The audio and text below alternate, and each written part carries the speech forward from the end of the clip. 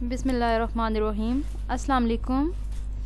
Students, in subject chemistry FSC part 1, today we are going to learn about the types of chemical equilibrium. Types of chemical equilibrium में firstly हम discuss करेंगे कि types जो है वो कौन कौन सी हैं. आपके पास केमिकल इक्विलिब्रियम की टू टाइप्स हैं. First one is the homogeneous equilibrium and second one is the heterogeneous equilibrium. तो सबसे पहले हम डिस्कस करेंगे होमोजीनियस इक्विलिब्रियम को. होमोजीनियस इक्विलिब्रियम को आप डिफ़ाइन किस तरह से कर सकते हैं, इसमें हम डेफिनेशन देख लेते हैं. Homogeneous equilibrium is an equilibrium in which reactants and products are in the single state. अब यहाँ पे इसको डिफ़ाइन इस तरह से किया गया है कि आपके पास वो इक्विलिब्रियम जिसमें रिएक्टेंट्स और जो प्रोडक्ट्स हैं वो आपके पास सिंगल स्टेट में हों या सिमिलर स्टेट में हों. इसका मतलब ये है कि आपके पास रिएक्टेंट्स और प्रोडक्ट्स दोनों या तो गैसियस स्टेट में हों, या तो दोनों लिक्विड स्टेट में हों, या तो दोनों सॉलिड स्टेट में हों. मतलब उनकी जो फिज़िकल स्टेट्स हैं वो सेम होनी चाहिए. अब फॉर एग्ज़ाम्पल हमारे पास जो है वो एक एग्ज़ाम्पल यहाँ पे हम लिखते हैं. नाइट्रोजन जो है वो गैसियस स्टेट में कंबाइन कर रहा है हाइड्रोजन के साथ जो कि गैसियस स्टेट में है, और फॉर्मेशन हो रही है आपके पास अमोनिया की.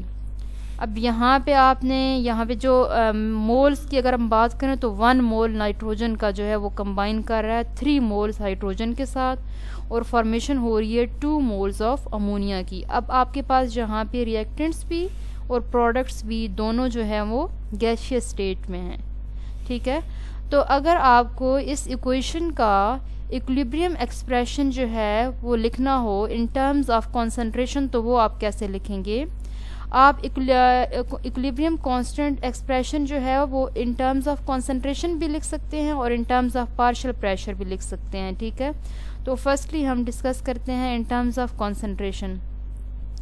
तो आप ये प्रीवियस लेक्चर में देख चुके हैं कि आप किसी भी रिएक्शन के लिए केसी कैसे लिखते हैं. उसमें आपके पास जो रिएक्शन का जो प्रोडक्ट होता है वो आप न्यूमरेटर में लिखते हैं, और वो जो रिएक्टेंट्स होते हैं उनको डी न्यूमरेटर में लिखते हैं. ठीक है.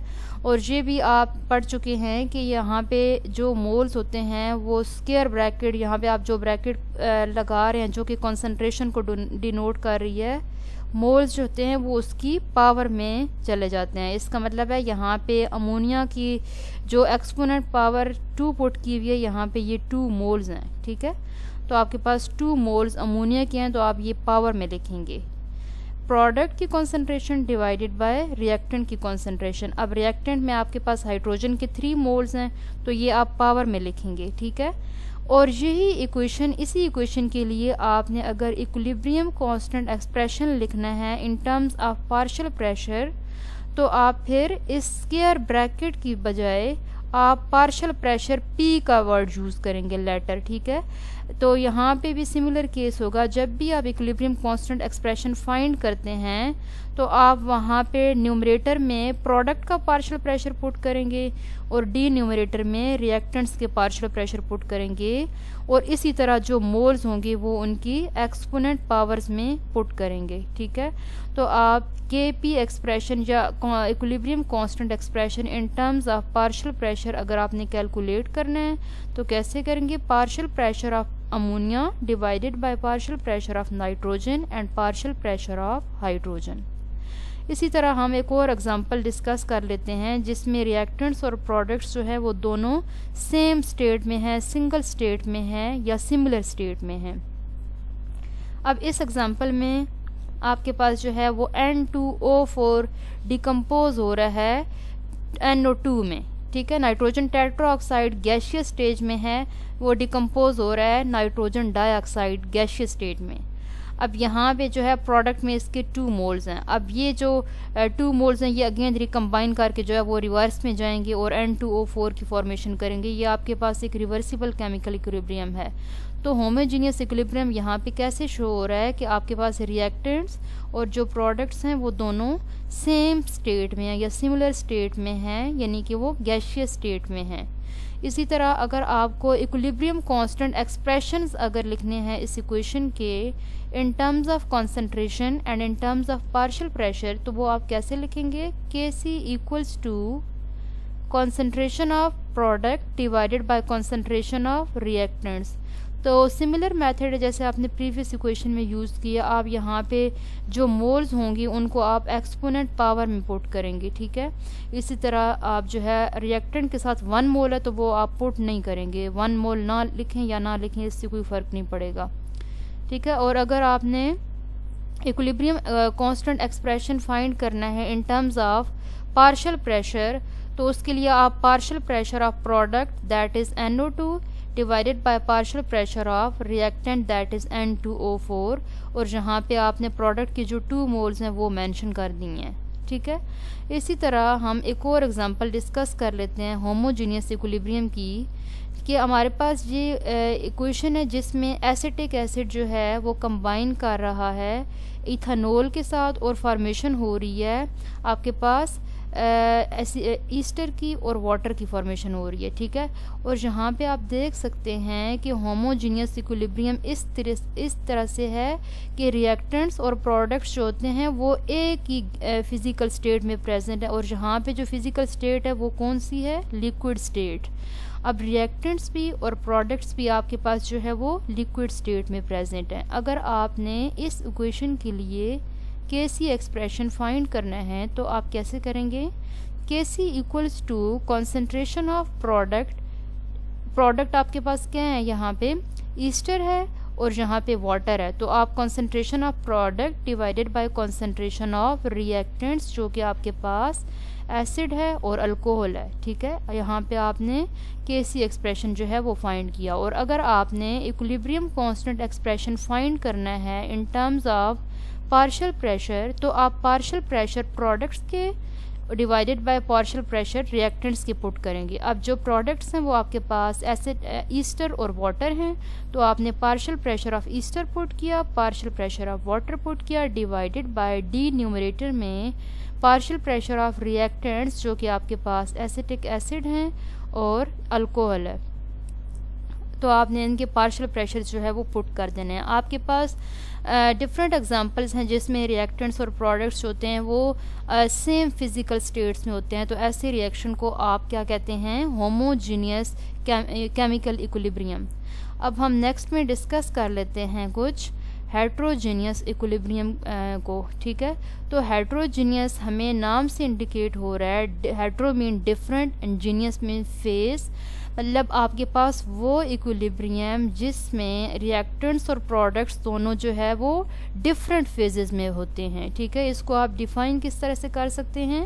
Heterogeneous equilibrium is an equilibrium in which reactants and products are in more than one state. मतलब वहाँ पे आपके पास एक स्टेट नहीं होगी, सिर्फ गैशियस नहीं होगी, बल्कि आपके पास वहाँ पे सॉलिड या लिक्विड स्टेट भी आ सकती है। अब हमारे पास ये एक एग्जांपल है जिसमें आयरन जो है वो कंबाइन कर रहा है वाटर के साथ और फॉर्मेशन हो रही है आयरन ऑक्साइड की और साथ में हाइड्रोजन की। अब यहाँ पे अगर आप देखें तो आयरन जो है वो सॉलिड स्टेट में है, वाटर जो है वो गैशियस, ये स्टीम है, ठीक है, ये गैशियस स्टेट में है। जो आयरन ऑक्साइड है वो भी सॉलिड स्टेट में है और जो हाइड्रोजन है वो गैशियस स्टेट में है। अब यहाँ पे इस इक्विलिब्रियम में आपके पास more than one phases involve है, more than one physical states involve है। यहाँ पे गैशियस स्टेट भी है और सॉलिड स्टेट भी है, ठीक है। अब यहाँ पे आपने एक बात याद रखनी है कि जब आप ऐसे में अगर आपके पास इक्वेशन में सॉलिड्स गिवन हो तो इस इक्वेशन के लिए अगर आपको इक्विलिब्रियम कांस्टेंट एक्सप्रेशन जो है वो लिखने के लिए दिया जाए तो आप क्या करेंगे कि आपने ये एक हेट्रोजीनियस इक्विलिब्रियम है तो इसके लिए इक्विलिब्रियम कांस्टेंट एक्सप्रेशन हम कैसे लिखते हैं कि हमारे पास जो सॉलिड्स होते हैं रिएक्टेंट्स में या प्रोडक्ट्स में उनकी जो कॉन्सेंट्रेशन होती है वो आप यूनिटी लेंगे, क्योंकि वो उनकी कॉन्सेंट्रेशन चेंज नहीं होगी इधर, ठीक है। ये इनके मास या डेंसिटी पे कोई फ़र्क नहीं पड़ेगा। इस वजह से यहाँ पे आप जो कॉन्सेंट्रेशन पुट करेंगे सॉलिड्स की वो आप यूनिटी पुट करेंगे। अब यहाँ पे मैंने ये जो मार्क किया हुआ है, अंडरलाइन किया हुआ है, इसका मतलब है कि ये आपके पास ये आयरन सॉलिड और आयरन ऑक्साइड सॉलिड ये जो है वो सॉलिड स्टेट में हैं, तो इनकी जो कॉन्सेंट्रेशन है वो हम यूनिटी पुट करेंगे। While writing the equilibrium expression of a heterogeneous equilibrium, concentration of pure solids and pure liquids are taken as constants. अब यहाँ पे तो हमने सॉलिड्स की बात की है, लेकिन अगर आपके पास कोई लिक्विड है प्योर सॉल्वेंट, जैसा कि वाटर, मतलब अगर किसी में प्योर वाटर यूज़ हो रहा है तो वहाँ आप उसकी कॉन्सेंट्रेशन जो है वो यूनिटी पुट करेंगे। अब इस इक्वेशन के लिए अगर आपने इक्विलिब्रियम कांस्टेंट एक्सप्रेशन फाइंड करना है तो आप कैसे करेंगे, K C equals to concentration of product divided by concentration of reactants. अब आपने प्रोडक्ट्स में सिर्फ हाइड्रोजन लिखा है और साथ में हाइड्रोजन के मोल्स मेंशन किए, आपने आयरन ऑक्साइड नहीं लिखा क्योंकि इसकी जो कॉन्सेंट्रेशन है वो आपके पास यूनिटी होगी। इसी तरह डिवाइडेड बाय रिएक्टेंट की कॉन्सेंट्रेशन, अब यहाँ पे आपके पास वाटर की जो है वो 4 मोल्स, आपने जस्ट वाटर की कॉन्सेंट्रेशन लिखी है क्योंकि यहाँ पे आयरन सॉलिड जो है वो सॉलिड स्टेट में है तो इसकी कॉन्सेंट्रेशन जो है वो यूनिटी होगी। ये प्योर वाटर नहीं है, ये गैसियस स्टेट में है, इस वजह से ये इसकी कॉन्सेंट्रेशन चेंज हो रही होगी, यहाँ पे हम इसको मेंशन करेंगे, ठीक है। और इसी इक्वेशन के लिए अगर आपने इक्विलिब्रियम कांस्टेंट एक्सप्रेशन फाइंड करना है in terms of partial pressure, तो सेम इज़ द केस कि यहाँ पे भी सॉलिड स्टेट में जो कॉन्सेंट्रेशन होगी, सॉलिड स्टेट में जो कंपाउंड्स होंगे उनको हम यूनिटी पुट करेंगे, ठीक है। तो इसी तरह partial pressure of hydrogen divided by partial pressure of water, क्योंकि यहाँ पे जिनकी कॉन्सेंट्रेशन यूनिटी हमने पुट किया उनको हम निगलेक्ट कर देंगे। अब हम इसकी एक और एग्जांपल डिस्कस कर लेते हैं जिसमें कैल्शियम कार्बोनेट जो है वो डिकम्पोज हो रहा है कैल्शियम ऑक्साइड में और कार्बन डाइऑक्साइड में। अब यहाँ पे कैल्शियम कार्बोनेट सॉलिड है और जो कैल्शियम ऑक्साइड फॉर्म हो रहा है वो भी सॉलिड है, जबकि कार्बन डाइऑक्साइड जो है वो गैसियस स्टेट में है।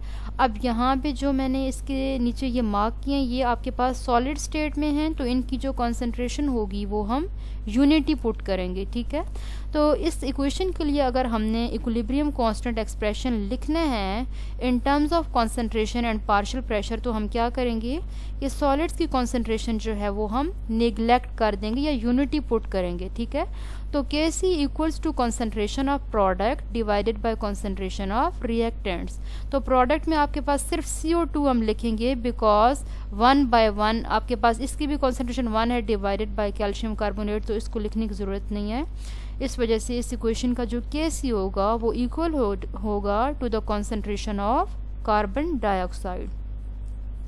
और इसी इक्वेशन को अगर आपने इक्विलिब्रियम कांस्टेंट एक्सप्रेशन लिखना है in terms of partial pressure, तो आप कैसे लिखेंगे, यहाँ पे भी सॉलिड्स की जो सॉलिड्स कंपाउंड्स होंगे वो उनको हम यूनिटी पुट करेंगे और वो निगलेक्ट हो जाएंगे, उनको हम 1 पुट करके आपके पास जो एक्सप्रेशन आएगा वो क्या है, KP equals to just partial pressure of carbon dioxide.